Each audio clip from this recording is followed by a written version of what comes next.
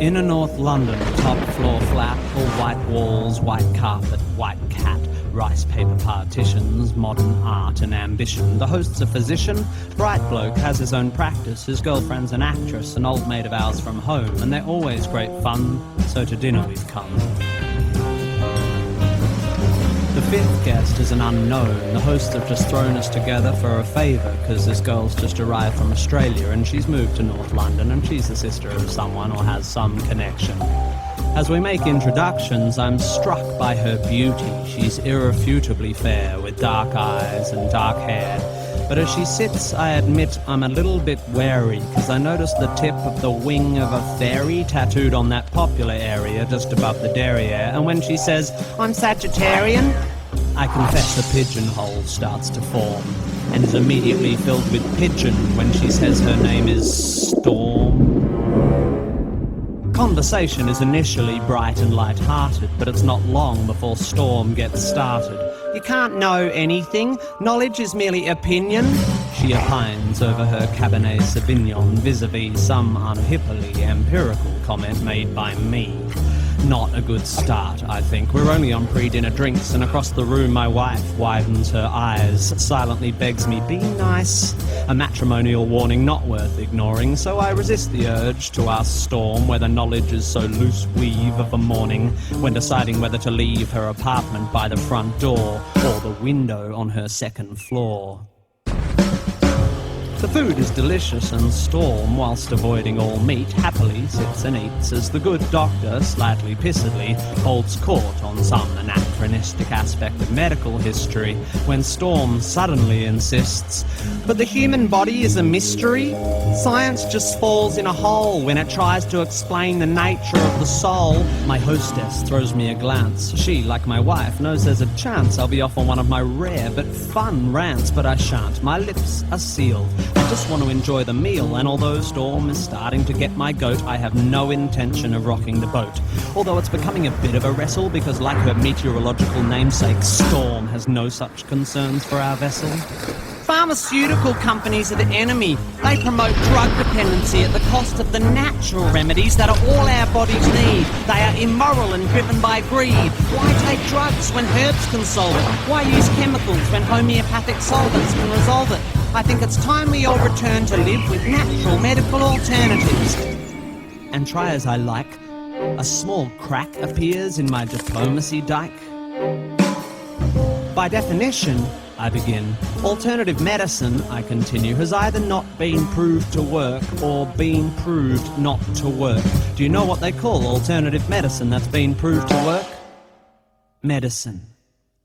So you don't believe in any natural remedies? On the contrary, Storm, actually, before I came to tea, I took a remedy derived from the bark of a willow tree, a painkiller that's virtually side-effect free. It's got a weird name. Darling, what was it again? Masprin? Basprin? Oh yes, aspirin, which I paid about $1 for down at the local drugstore. The debate briefly abates as my hosts collect plates, but when they return with desserts, Storm pertly asserts, "Shakespeare said it first. There are more things in heaven and earth than exist in your philosophy. Science is just how we're trained to look at reality. It doesn't explain love or spirituality. How does science explain psychics, auras, the afterlife, the power of prayer?" I'm becoming aware that I'm staring. I'm like a rabbit suddenly trapped in the blinding headlights of vacuous crap.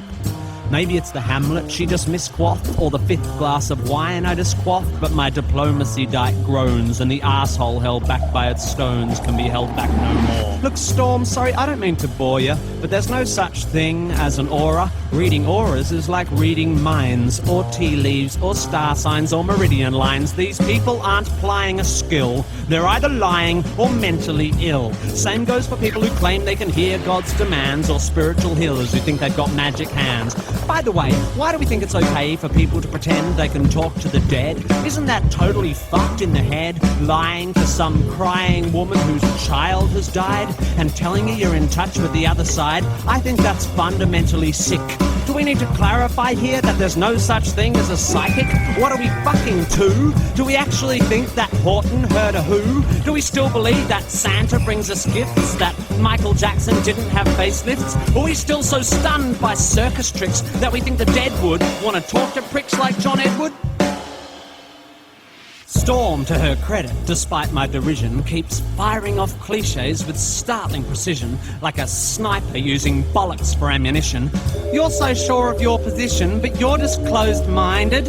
I think you'll find that your faith in science and tests is just as blind as the faith of any fundamentalist. Wow, that's a good point. Let me think for a bit. Oh, wait, my mistake. That's absolute bullshit. Science adjusts its views based on what's observed. Faith is the denial of observations so that belief can be preserved.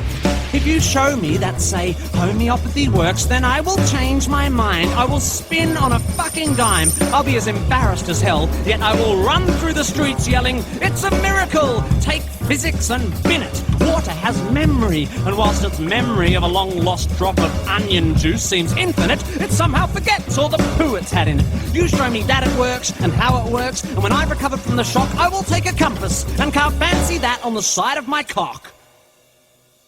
Everyone's just staring now, but I'm pretty pissed and I've dug this far down, so I figure in for a penny, in for a pound. Life is full of mysteries, yeah, but there are answers out there and they won't be found by people sitting around looking serious and saying, "Isn't life mysterious? Let's sit here and hope. Let's call up the fucking Pope. Let's go watch Oprah interview Deepak Chopra." If you want to watch telly, you should watch Scooby-Doo. That show was so cool because every time there was a church with a ghoul or a ghost in a school, they looked beneath the mask. And what was inside? The fucking janitor or the dude who ran the water slide. Because throughout history, every mystery ever solved has turned out to be not magic.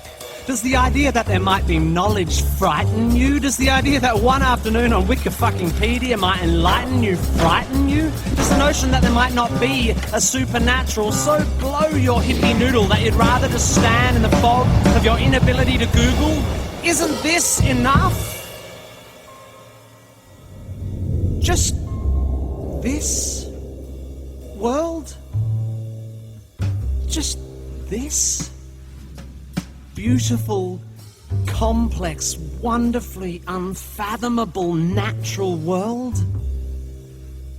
How does it so fail to hold our attention that we have to diminish it with the invention of cheap, man-made myths and monsters? If you're so into your Shakespeare, lend me your ear. To gild refined gold, to paint the lily, to throw perfume on the violet, is just fucking silly. Or something like that. Or what about Satchmo? "I'll see trees of green, red roses too." And fine if you wish to glorify Krishna and Vishnu in a post-colonial, condescending, bottled up and labelled kind of way, then whatever, that's okay. But here's what gives me a hard-on. I am a tiny, insignificant, ignorant bit of carbon. I have one life, and it is short and unimportant. But thanks to recent scientific advances, I get to live twice as long as my great-great-great-great-uncles and aunts. Twice as long to live this life of mine. Twice as long to love this wife of mine. Twice as many years of friends and wine, of sharing curries and getting shitty at good-looking hippies with fairies on their spines and butterflies on their titties.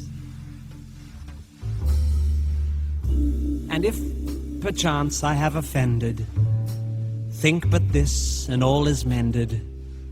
We'd as well be 10 minutes back in time for all the chance you'll change your mind.